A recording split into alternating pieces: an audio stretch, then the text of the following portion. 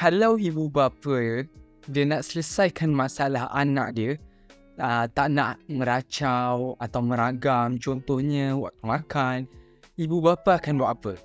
Dia akan bagi, ni gadget, makan sambil tengok. Sebenarnya, perbuatan ni bukanlah satu perbuatan yang sihat dan perkara ni tak baik dari segi pembesaran anak-anak itu.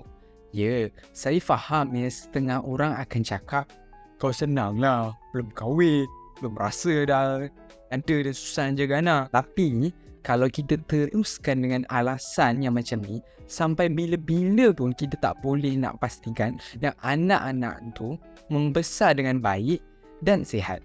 Dalam masa yang sama, memastikan anak-anak ni perangai contohnya waktu makan. Kalau kita tak kawal penggunaan gadget, sebenarnya ianya boleh memberikan kesan dalam jangka masa yang panjang. Okey, dalam kes ni, bukan ibu bapa saja yang bertanggungjawab.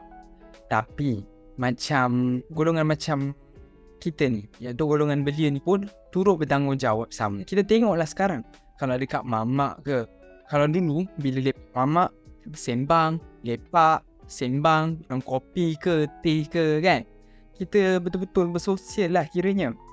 Tapi kalau kita tengok sekarang ni, ramai orang yang duduk semeja dekat mamak ni, tapi buat apa? Main game. Macam Mobile Legends ke, PUBG ke, atau apa-apa game lah. Semua ralik dengan gadget masing-masing, walau duduk semeja ni. Yang ni juga saya perasan dengan gaya percakapan kawan-kawan atau adik saya.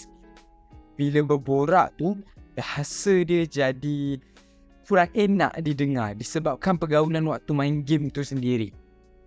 Perkara tu sebenarnya tak berapa elok lah untuk pembesaran dan pembawaan diri seseorang tu.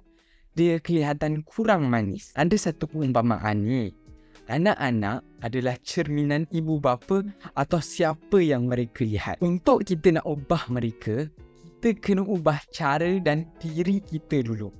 Ada je contohnya keluarga, saya ambil contoh keluarga yang kecil ya.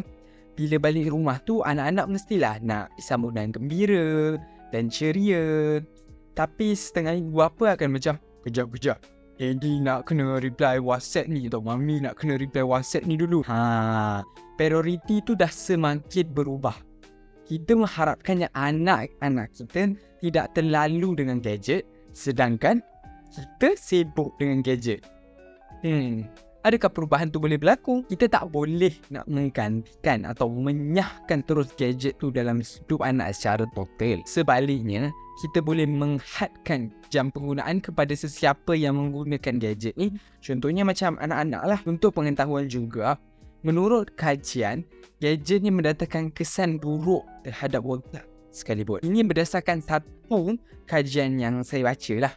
Apabila kita menggunakan telefon atau gadget untuk bermain game semua ni lah, ianya hanya akan menggerakkan sebelah otak kita saja. Otak yang sebelah lagi ni, dia tak bergerak secara sepenuhnya. Jadi bila mana kedua-dua otak ni tidak bergerak secara seimbang, perkara ni dah memberi kesan yang tak elok kepada pembelajaran anak-anak waktu dia di bilik darjah. Contohnya, macam kita tahu, tak semua kelas di Malaysia ni dia berteraskan gadget. Jadi maksudnya, ada orang kita nampak bila dia main game macam Mobile Legends ke, PUBG ke, dia memang boleh perform lah. Tapi dari segi akademik, dia lemah. Kenapa? Apa sebabnya? Mungkin punca dia keseimbangan otak tu tak dapat. Nak guna gadget ni tak salah, tapi janganlah sampai menjejaskan keharmonian diri, institusi keluarga atau masyarakat itu sendiri. Sebaliknya, kita boleh kurangkan aktiviti yang melibatkan gadget dan perbanyakkan aktiviti sosial yang lebih bersifat hands-on macam beriadah, berkhemah, bermain di taman, makan bersama-sama dan lain-lain lagi lah. Lipatkan diri dengan lebih banyak aktiviti luar secara bersama supaya hubungan kekeluargaan tu semakin erat dan masalah ketagihan gadget ni pun dapat dikurangkan. Mencegahkan lebih baik dari mengubati. Betul tak? Kita sebagai rakyat Malaysia dan paling utama sekali individu dan institusi keluarga itu seharusnya menjalani gaya hidup yang sihat dan seimbang untuk mengelakkan daripada terjebak dengan ketagihan gadget yang serius. Jadi, anda rasa gadget manfaat atau mudarat?